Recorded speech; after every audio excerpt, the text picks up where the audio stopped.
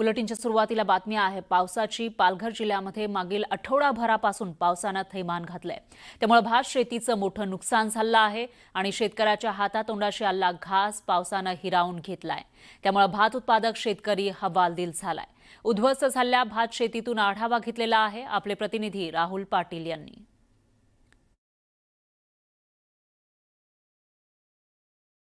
मे महिन्यापासून सुरू झालेला पाऊस आज नोव्हेंबर उजाडला तरी देखील कायम आहे। पालघर जिल्ह्यात आता सुद्धा परतीच्या पावसाने दमदार अशी हजेरी लावली।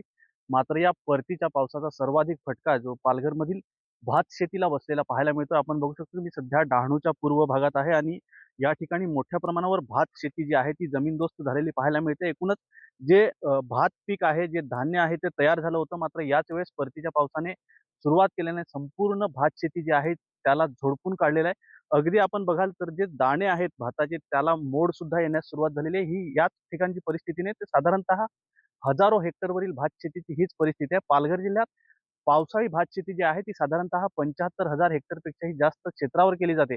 मात्र यापैकी 10 ते 15% भात शेतीतलं पीक जे आहे ते घरी नेण्यास शेतकऱ्यांना यश आलंय, तर दुसऱ्या बाजूला मात्र हजारो हेक्टरवरील भात शेती अशा पद्धतीने झोडपून काढलेली आहे। एकूणच पालघर जिल्ह्यातील बहुतांशी शेतकरी जो आहे तो याच पावसाळी भात शेतीवरती आपल्या कुटुंबाचा वर्षभर उदरनिर्वाह करतो। मात्र हे संपूर्ण पीक जे आहे ते हातातोंडाशी आलेला घास जो आहे तो अस्मानी संकटाने अ, हिरावून घेतलाय। त्याच्यामुळे आता वर्षभर कुटुंबाचा उदरनिर्वाह करायचा कसा असा प्रश्न जो आहे तो या शेतकऱ्यांसमोर उभा राहिलेला आहे। एकूणच आतापर्यंत प्रशासनाकडून कुठलीही मदत आहे किंवा पंचनामे आहेत ते पालघर जिल्ह्यात करण्यात आलेले नाही। त्याच्यामुळे लवकरात लवकर पंचनामे करून शेतकऱ्यांना नुकसान भरपाई द्यावी अशी मागणी जी आहे ती पालघर जिल्ह्यातील भात उत्पादक शेतकऱ्यांकडून केली जाते।